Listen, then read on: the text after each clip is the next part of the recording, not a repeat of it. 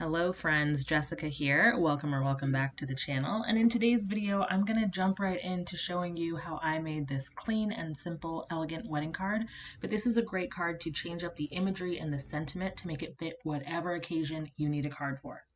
So for the focal point, for the rings on this card, I'm using the Spellbinders 2020, April 2020 small die of the month, which is like an add-on die for the Truckin' Through the Seasons die set.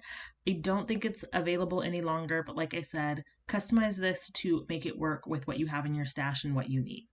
So I'm just using the wedding ring die here. So I have some shiny silver cardstock that I picked up at Michael's.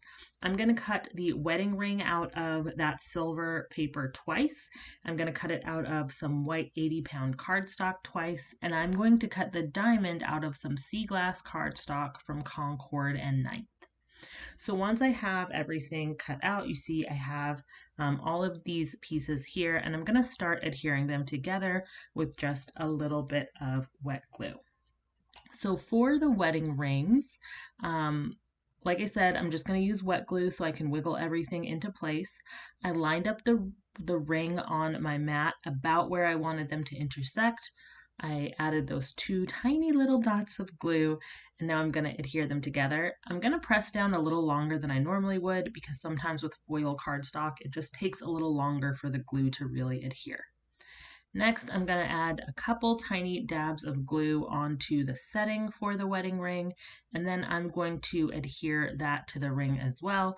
Once again, I just pressed down for a few seconds to make sure that everything held in place and it wasn't sliding around. And because these pieces are so small, it was a little bit tricky, and I had to get in there and just kind of use the edges of my fingers and my nails just to make sure that all the pieces were lined up correctly. Once I had that, oh, and I'm also going to wipe off any wet glue while I can. Once I have those down, the next thing is to add on the diamond for our wedding ring. Now this piece was so tiny, I did need to go ahead and take out my jewel picker and just use that to get my diamond in place. But once I have kind of all of that set together, I'm going to set my wedding rings off to the side and give them some time to dry. While that's happening, I grabbed an embossing folder. I picked this up at a thrift store, so I have no clue the brand or who it's from. If you know, let me know in the comments below. But I just took a piece of 80-pound cardstock that is 4 1/4 by 5 1/2, and I went ahead and embossed that. So it's going to cover the full background of my card since I am making an A2 sized card here. Now I also took this time to go ahead and cut out my layering pieces for my card. So I have a panel of white 80-pound cardstock that measures 3 3/4 inches by 2 1/2 inches. I have a panel of that same foil cardstock that I used for the rings, and this one measures 3 7/8 by 2 5/8. And finally, I have a piece of vellum that measures 4 1/8 by 2 7/8. Okay, so my rings have had a chance to dry, and because this is foil cardstock, I want to make sure it's sturdy because with foil, any sort of bend in the cardstock is going to show. So what I'm doing here is just adding some white cardstock as a backer to my rings. This is just going to help them to be a little bit more sturdy on my card and to look a little bit nicer. You don't have to do this, but especially since I'm going to be popping this up on foam tape, I don't want there to be any crinkles in my paper because like I said, with metallic paper, it's really going to show. So I added the one ring down, and then for the second ring, I'm just cutting out the paper where they're going to overlap because I don't want there to be a bump on the rings. I want it to be nice and smooth. If you think this is a little extra, you can skip this step, but like I said, I really want this to be nice and smooth since any bumps are going to show a lot more on this shiny cardstock. So there we go. I went ahead and layered those up, and now I'm going to set them aside to dry. And while those are drying, we're going to work on the sentiment for our card. So I'm keeping it simple here. I'm just using the word congratulations, and I am pulling this from a Stampin' Up! Floral Phrases stamp set. I also picked this stamp set up at a thrift store, so I'm pretty sure it is retired. But again, use whatever sentiment you have in your stash that you need for the type of card you're making. Now this is a red rubber stamp, so you can't see through it, but I find to get these lined up straight on my card, what I like to do is take an acrylic block that has grid lines on it and line up the bottom of your sentiment with one of the grid lines on your acrylic block. That way you know it's straight, and as long as you stamp that line straight, you know your sentiment is going to be straight as well. I hope that makes sense. So here I'm just taking some mushroom ink from Concord and Ninth. I thought black ink would be a little too stark, so I just went for a dark gray. I'm making sure that that line is nice and straight so that I know my sentiment is going to be straight. And when we lift up, you can see our word stamped beautifully. It's nice and straight on our card. So now I'm going to go ahead and start layering these pieces together. Now these two have a really thin border. It ends up being about a 1/16 of an inch border all the way around. So there I was just kind of eyeballing it to make sure that I know the spacing of how I need to line these two pieces up.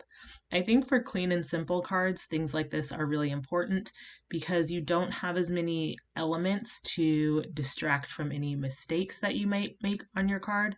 So taking the time to get your pieces lined up really goes a long way on a clean and simple card. So that's what I'm doing here. You can see I'm just taking my time to make sure I get these pieces lined up.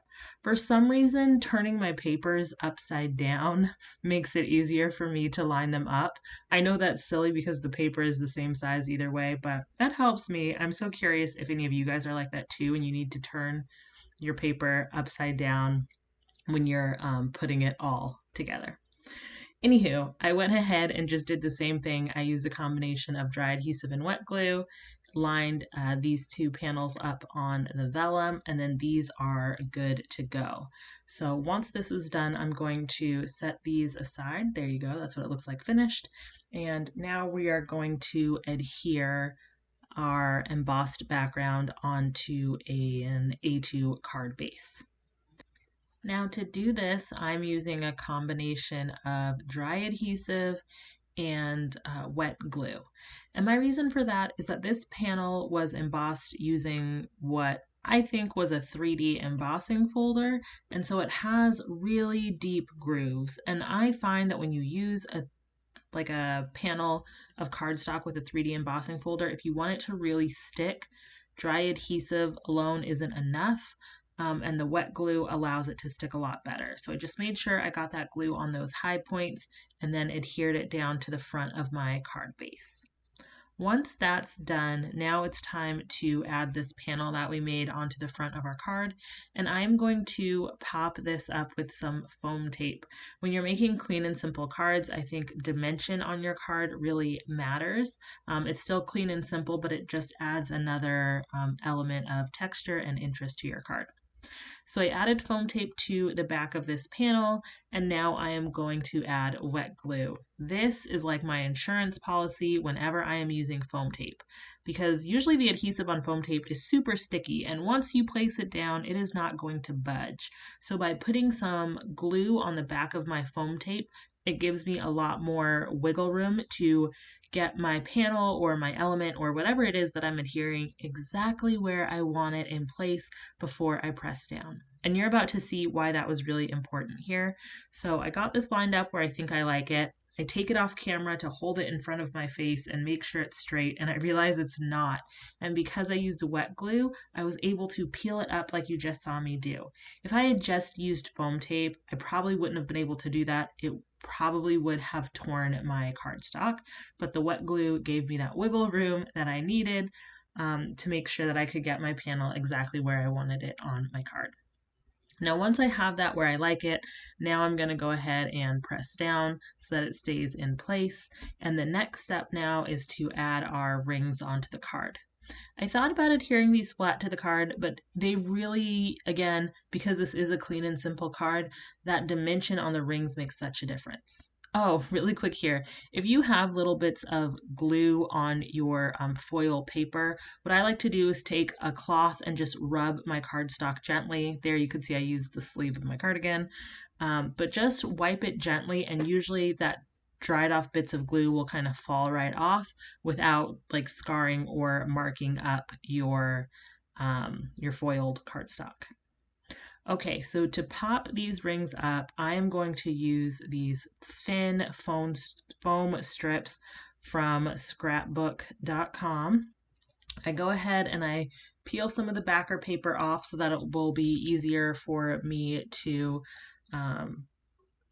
wiggle my foam strip and get it in place exactly where I want it. Now, I am going to be honest here. I did find this to be a little bit tedious because the foam tape was exactly the same width as my rings, so I had to get it lined up perfectly onto my die cuts so that you wouldn't be able to see the foam tape from the front. In retrospect, I think an easier way to do this would have been to use my die to cut out some fun foam, some like adhesive backed fun foam, and then I basically would have had a foam sticker that exactly matched up my dies, and I think it probably would have been a lot faster. It took me about 5 minutes to get the foam onto the back of my rings. I went ahead and cut that out because no one wants to watch me struggle with that for 5 minutes. But here you can see I got the foam on there, and once again I'm going to add a couple little dabs of glue onto the back of my ring, again so I have an insurance policy and I can just wiggle these rings around if they're not perfectly in place where I want them to be on the card. And again, I felt like that was really important for this card because it is clean and simple. And if those rings aren't centered, it's going to stick out a lot more because they are the focal point of the card and they're just sitting on a white background. But once I have the rings on the card and I have them in place, I'm just going to go ahead and press them down. You can see here that I really do take my time to get them where I want them. I know sometimes when I watch card making videos, it seems like people do everything in like 2 seconds. So I wanted to show how long it took me to get those in place so that you could see, just be slow, be patient when you're working on your cards. Okay, so now that the front of the card is done, it's time for us to do the inside of the card. So I just have a panel of cardstock that's 4 by 5 1/4, and I am going to stamp my sentiment onto this. I'm using this Crafter's Companion Everlasting Love stamp set. I picked this up at Tuesday Morning years ago, and it has this sentiment that says, wishing you all the excitement and every happiness, and I thought that was really lovely for the inside of a wedding card. So I lined that up in my Misty. This stamp is not made of the best material, so I knew I might need to stamp it multiple times to get a really crisp impression, which is why I decided to use my Misty here. And I'm just using the same mushroom ink that I used to stamp the sentiment on the front of my card. And it does turn out I did need to double stamp this, so I am really glad I grabbed out my Misty to do this part. And one of the reasons I like to stamp my sentiments onto panels for the inside of my card instead of stamping them directly in the card base is that if I mess up on a panel, I can just cut a new one. But if I mess up on the inside of my card, it's a little more difficult to fix. So I just like using panels for the inside of my card. So I'm just going to go ahead and adhere that to the inside of the card. And voila, we have our completed card. I love how this came out. It's clean and simple, but still very elegant, and I think it fits a special occasion like sending congratulation wishes to a set of newlyweds. So I made one of these cards in silver and I made another card in gold. I usually am a fan of gold, but for this card, I'm actually really partial to the silver. I'd be curious which of the two is your favorite. Let me know in the comments down below. And if you enjoyed this video, please consider giving it a like and subscribing to my YouTube channel so that you can catch all of my future videos. Thanks for watching. I'll see you in the next one. Bye.